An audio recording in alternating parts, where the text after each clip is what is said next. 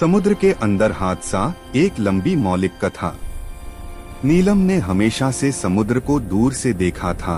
लहरों की आवाज, किनारे की नमी और नम हवा के झोंके उसे किसी अदृश्य दुनिया की ओर खींचते थे। बचपन में जब वह अपनी नानी के साथ तट पर रेत के घर बनाती थी, तभी उसकी आंखों में अजीब सा चमक भर जाती थी, मानो वह उस गहराई में छिपी किसी पुरानी पुकार को सुन पा रही हो। शायद इसी वजह से उसने समुद्री अनुसंधान का रास्ता चुना। कई साल की पढ़ाई और अनुभव के बाद उसे पहली बार देश की सबसे बड़ी समुद्री खोज टीम ओशनिक रिसर्च डिवीजन के साथ एक विशेष अभियान पर भेजा जा रहा था। इस अभियान का उद्देश्य था अरब सागर के एक रहस्यमयी हिस्से की परतों के नीचे छिपी किसी असामान्य हलचल का पता लगाना। पिछले 2 महीनों से उपग्रह लगातार यह संकेत भेज रहे थे कि समुद्र की गहराई में कोई ऐसी गतिविधि हो रही है जिसे विज्ञान अभी समझ नहीं पा रहा। गहरे समुद्र में पाई गई हलचलों ने वैज्ञानिकों को चिंतित भी किया था और आकर्षित भी। कहीं यह भूकंपीय दरार का संकेत तो नहीं? कहीं समुद्री जालों और प्लास्टिक कचरे ने सूक्ष्मजीव तंत्र को इतना बिगाड़ तो नहीं दिया कि अब समुद्र खुद चेतावनी देने लगा हो? या फिर जैसा कि कुछ अनुभवी गोताखोर कहते थे, वहां कुछ ऐसा था जिसे इंसान ने कभी छुआ ही नहीं। सच्चाई का पता लगाने के लिए तैयार की गई पनडुब्बी प्रवाह X9 तकनीक का कमाल थी। आकार में मध्यम पर क्षमता में विशाल, वह लगभग 9000 मीटर की गहराई तक उतर सकती थी। नीलम इस मिशन की प्रमुख समुद्री जीव विज्ञानी थी। उसके साथ 2 और विशेषज्ञ थे, आरव जो समुद्री भूगर्भ शास्त्र का विशेषज्ञ था, और कैप्टन इरफान जो किसी भी स्थिति में पनडुब्बी को सुरक्षित संचालित करने के लिए मशहूर थे। तीनों कई महीनों से इस अभियान की तैयारी कर रहे थे, पर किसी को अंदाजा नहीं था कि यह यात्रा उनके लिए केवल एक वैज्ञानिक खोज ही नहीं, बल्कि जिंदगी का सबसे खतरनाक मोड़ बनने वाली है। रात के करीब 11 बजे जहाज समुद्र चक्र के डेक पर हल्की रोशनी फैलती थी। हवा में नमक की गंध, चारों तरफ नीला अंधेरा और बीच बीच में पानी के टकराने की आवाज। पनडुब्बी को उतारने की प्रक्रिया शुरू हो चुकी थी। नीलम अपने सूट को अंतिम बार ठीक कर रही थी। उसका दिल तेजी से धड़क रहा था, डर से नहीं बल्कि उत्साह से। वह जानती थी कि समुद्र की गर्भ में छिपे संसार तक पहुंचने का यह मौका उसे जीवन में शायद एक ही बार मिलेगा। वो सब तैयार? कैप्टन इरफान की आवाज आई। हाँ कैप्टन, नीलम और आरव ने एक साथ कहा। पनडुब्बी के अंदर कदम रखते ही हल्की सी कंपन महसूस हुई। अंदर अत्याधुनिक स्क्रीनें, नियंत्रण पैनल और कैमरों की कतारें चमक रही थीं।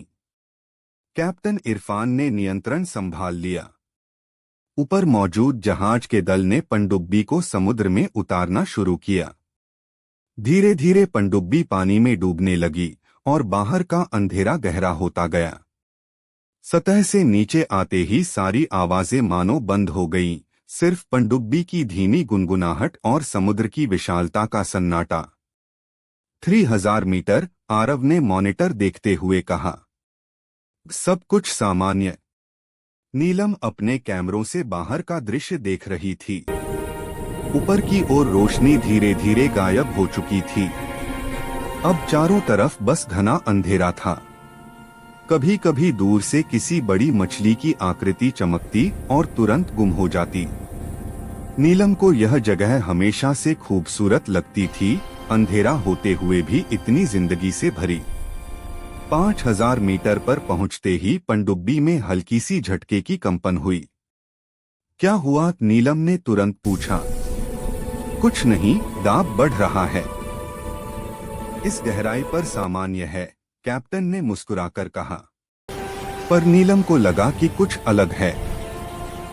कंपन ज्यादा गहरी थी, मानो समुद्र की कोई छुपी धड़कन पनडुब्बी को छूकर गुजरी हो। 6500 मीटर पर पनडुब्बी अचानक कुछ देर के लिए धीमी हुई। मॉनिटर पर एक लाल रोशनी झिलमिलाई। कैप्टन, यह क्या? आरव ने पूछा। कुछ नहीं। शायद सिस्टम ऑटो कैलिब्रेशन कर रहा है, इरफान ने कहा, पर इस बार उसकी आवाज में भी हल्की चिंता थी। नीलम खिड़की से बाहर देख रही थी। उसे लगा कि दूर कहीं से एक हल्की सी रोशनी उठ रही है, पर इतनी गहराई में रोशनी? यह तो लगभग असंभव है, क्योंकि यहां सूरज की एक किरण भी नहीं पहुंचती। वो देखो, उसने उंगली उठाकर कहा। आरव ने कैमरा उस दिशा में घुमाया। स्क्रीन पर धुंधली सी हरी चमक दिखाई दी। ये तो बायोल्यूमिनेसेंट प्लैंकटन नहीं लग रहे, नीलम ने कहा, ना ही कोई ज्ञात जीव। तो फिर क्या? आरव ने धीरे से कहा। किसी के पास जवाब नहीं था। पनडुब्बी जैसे जैसे नीचे उतर रही थी, वह हल्की रोशनी अब और स्पष्ट दिखने लगी। यह रोशनी किसी जीव से नहीं, बल्कि धरती की सतह से नीचे किसी संरचना से उठती लग रही थी, मानो समुद्र के नीचे कोई विशाल शहर सोया हुआ हो। क्या यहाँ कोई प्राचीन सभ्यता? आरव का वाक्य अधूरा रह गया। अचानक पनडुब्बी जोर से डगमगाई। सारी स्क्रीनें एक पल के लिए सफेद होकर बुझ सी गईं। सभी सीटें पकड़ लो, कैप्टन इरफान चिल्लाए। पनडुब्बी जैसे किसी अनदेखी धारा में फंस गई थी।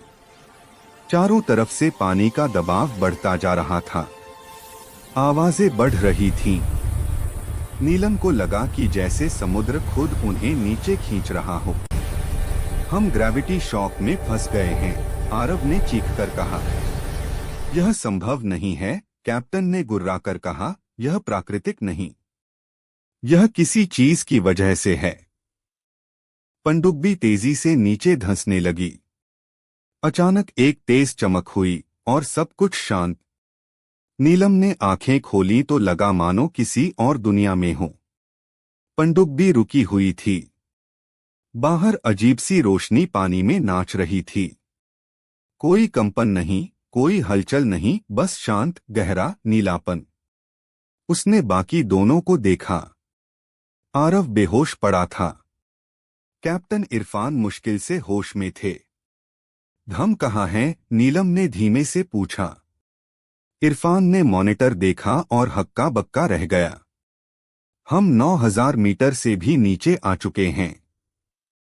लेकिन यहां दबाव सामान्य क्यों है? यह वैज्ञानिक रूप से असंभव था। ऐसी गहराई पर पनडुब्बी का टूट जाना तय था। पर वे सुरक्षित थे। और यह रोशनी? नीलम ने खिड़की से बाहर देखते हुए कहा। बाहर एक अद्भुत दृश्य था। समुद्र की तलहटी पर कोई विशाल गुंबदाकार संरचना थी। उसके किनारों से रोशनी निकल रही थी, धीरे धीरे बदलती हुई। हरी, नीली, बैंगनी, मानो यह कोई जिंदा संरचना हो। नीलम ने कैमरा जूम किया। गुंबद के चारों तरफ अजीबाकार आकृतियां तैर रही थीं। वे किसी मछली जैसी थीं, पर शरीर पर कठोर कवच और आंखों में नीली चमक। जैसे वे जीव नहीं, बल्कि किसी तकनीक से बने प्रहरी हों। हमें ऊपर जाना होगा, कैप्टन इरफान ने तुरंत कहा। लेकिन हम जा कैसे पाएंगे? इंजन बंद हो चुका है, आरव ने मॉनिटर देखते हुए कहा। उसके हाथ कांप रहे थे। तभी अचानक एक तेज आवाज हुई, पनडुब्बी जैसे किसी ने बाहर से छुआ हो। कोई है बाहर? नीलम की आवाज कांप गई। कांच के दूसरी तरफ एक जीव दिखाई दिया, लगभग इंसानी आकार, पर शरीर पर समुद्री कवच जैसा आवरण। उसकी आंखें गहरी और चमकदार थीं। वह पनडुब्बी को ध्यान से देख रहा था। नीलम की सांसें अटक गईं। क्या यह कोई मनुष्य है या कोई विकसित समुद्री प्रजाति? जीव ने हाथ उठाया और कांच पर धीरे से छुआ। पनडुब्बी के अंदर की स्क्रीनें अचानक जीवित हो उठीं और एक नई भाषा के संकेत दिखने लगे, मानो वह जीव उनसे संवाद करने की कोशिश कर रहा हो।